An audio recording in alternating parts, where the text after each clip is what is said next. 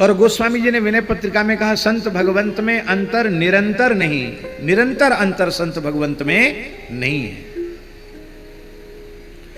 इस दृष्टि से हमें सुस्पष्ट रूप से यह समझना चाहिए कि किसी भी अवस्था में तीन की परीक्षा न लें।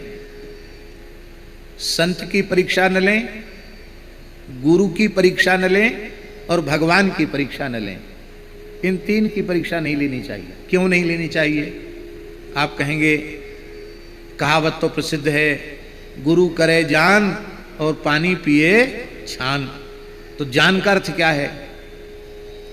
जानना मन उसको पहचान कर समझ करके कसौटी पर कस करके। तो खरा कसौटी पर कसेंगे उसके लिए तो परीक्षा लेनी पड़ेगी। वे कैसे कहते हैं गुरु करे जान पानी पिए छान? एक संत ने बहुत अच्छी बात बताई, हमें बहुत प्रिय लगी, संभवतः आप लोगों को भी बहुत अच्छी लगेगी। बोले भाई गुरु करे जान, गुरु तत्व को जान गया तो वो शिष्य रह कहां गया, वो तो गुरु ही हो गया।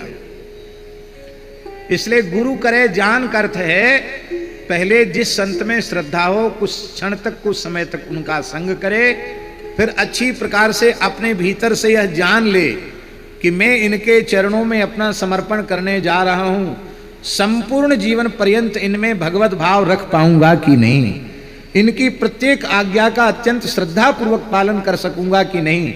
ऐसी अपनी श्रद्धा और अपने विश्वास, अपने आज्ञा पालन की सामर्थ्य को जानकर तब गुरु भगवान की शरण लेनी चाहिए। समझ में आई बात? नहीं आई?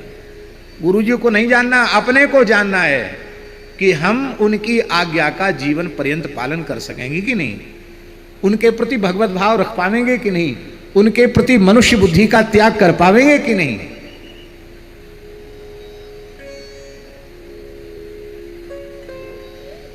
न भगवान को कोई पहचान सकता है, न गुरु को कोई पहचान सकता है, न संत को कोई पहचान सकता है।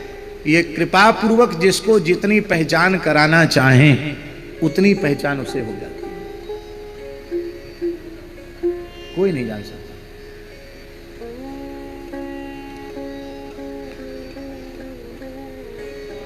और एक बड़ी विलक्षण बात है, भगवत स्वरूप भगवत प्राप्त सिद्ध संत सद्गुरु जब तक हम लोगों के निकट रहते हैं तब तक हम लोग उनको बिल्कुल नहीं पहचानते हैं।